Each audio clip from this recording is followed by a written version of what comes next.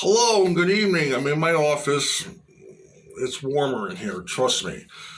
Having some cocoa. I want to talk a little bit about Gamera. Flying kaiju turtle that came out in '65 in black and white. That should have came out in color, but they only had a budget of 40 million yen. That's equivalent of $140,000 in Japanese money. Yeah. The turtle alone, the costume cost basically that much. When the movie came out, it was strictly in Japanese. When it came out, people were walking out the theater.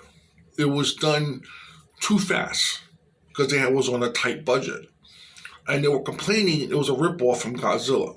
Plus, it was the wrong era, too, because we were in the Vietnam state. We were in a war. So they decided to wait for a couple of years and bring it to America in '68. Or 60, was it 65? It was 65 or 66 they brought it to America. And back then, we had horror movies up galore. We had Hammer House. We had other movies coming in. We got some more Godzilla coming in. Why another turtle kaiju? They brought them in night movies. It made some cash. They brought back to the cash, and they made some more movies. They asked Toho, can we borrow Baragon? The problem was that they changed his features. Didn't even look like him from the Toho movies, and he fought Gamera. So there was a crossover from Toho to, I forget the name of the company that Gamera was in, but they did do a cash for Baragon. They did a few movies every 7 months. There was one point that they had 2 kids going inside Gamera trying to stop this monster from destroying them from inside and out. And Gamera is radioactive. They made that, then they made another movie in the 80s and 4 more in the 90s. Then they made a cartoon.